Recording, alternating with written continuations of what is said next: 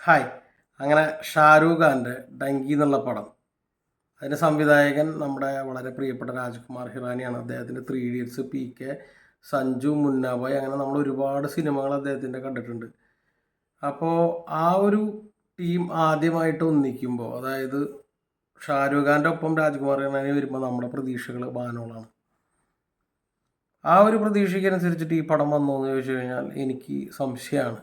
അതിൻ്റെ ഒരു പ്രധാന പ്രശ്നം ഇതിൻ്റെ സ്റ്റോറി അല്ലെങ്കിൽ സ്ക്രിപ്റ്റ് അങ്ങനെയൊക്കെ പറയാം.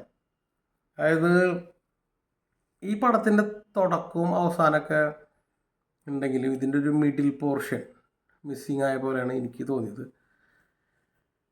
പടത്തിലെ പെർഫോമൻസ്, കോമഡികളൊക്കെ വർക്കൗട്ട് ആയിട്ടുണ്ട്, അതിൽ ഇമോഷൻസ് ഒക്കെ വർക്കൗട്ട് ആയിട്ടുണ്ട്. പക്ഷെ എന്നിരുന്നാലും ആ ഒരു ഡെപ്ത് ഫീലിങ്ങിലേക്ക്, പ്രത്യേകിച്ച് ഇതിൻ്റെ ഒരു തീം അത് ഡിമാൻഡ് ചെയ്യുന്നൊരു തീമായിട്ട് എനിക്ക് തോന്നി. കാരണം കുറേ ചെറുപ്പക്കാർ ലണ്ടനിലേക്ക് ഇല്ലീഗലായ രീതിയിൽ പോകുമ്പോൾ അവർ ഫേസ് ചെയ്യേണ്ട കുറേ അതൊക്കെ ഇതിൽ പറയുന്നുണ്ട്. പക്ഷെ അതിങ്ങനെ എന്താ പറയുക, പറയുന്നുണ്ട്, പക്ഷെ അതങ്ങോട്ട് ഒരു ഇൻഡെപ്തിലേക്ക് വന്നില്ല എന്നുള്ളൊരു പ്രതീതിയാണ് എനിക്ക് തോന്നിയത് പേഴ്സണലി.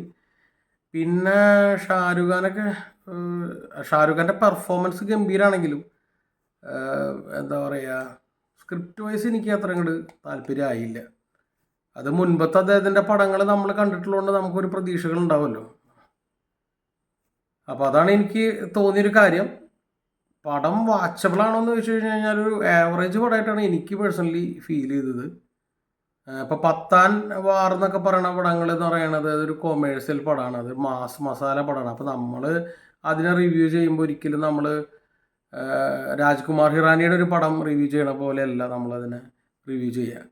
പക്ഷേ ഈ പടമാകുമ്പോൾ നമ്മളത് കുറച്ചും കൂടിയൊക്കെ നമ്മൾ പ്രതീക്ഷിക്കല്ലോ, ഒരു സീരിയസ് ആയിട്ട് അല്ലെങ്കിൽ ഒരു എൻ്റർടൈൻമെൻറ്റ് ഉണ്ടെങ്കിൽ പോലും നമ്മളെ ചിന്തിപ്പിക്കുകയും ചിരിപ്പിക്കുകയും ചെയ്തൊരു സംവിധാനമാണ് അദ്ദേഹം. അപ്പോൾ അദ്ദേഹത്തിൻ്റെ ഒരു പടം നമ്മൾ കാണാനിരിക്കുമ്പോൾ ആ രീതിയിലാണ് നമ്മൾ എക്സ്പെക്റ്റ് ചെയ്യുക. അത് ഈ പടത്തിൽ മിസ്സിങ് ആയ പോലെയാണ് എനിക്ക് തോന്നിയത്. എന്തായാലും നിങ്ങൾ കണ്ടിട്ട് നിങ്ങളുടെ അഭിപ്രായം പറയാം. പടം കാണുന്നതുകൊണ്ട് കുഴപ്പമൊന്നുമില്ല, അത്യാവശ്യം കുറച്ച് എൻ്റർടൈൻമെൻറ്റും കാര്യങ്ങളൊക്കെ ഉണ്ട്. ഷാരൂഖ് ഖാൻ ഫാനാണെങ്കിൽ നിങ്ങൾക്ക് ഉറപ്പായിട്ടും കാണാം. പക്ഷെ എന്നിരുന്നാലും എൻ്റെ ഒരു പേഴ്സണൽ അഭിപ്രായത്തിൽ ഈ പടം ഒരു ആവറേജ്, അബവ് ആവറേജ് ലെവലിൽ നിൽക്കുന്നുള്ളൂ. അതാണ് എൻ്റെ അഭിപ്രായം. ഓക്കെ, അപ്പോൾ നിങ്ങൾ കണ്ടിട്ട് നിങ്ങളുടെ അഭിപ്രായങ്ങൾ കമൻറ്റ് ചെയ്യുക. അപ്പോൾ അടുത്ത റിവ്യൂ ആയിട്ട് നമുക്ക് കാണാം. Thank you.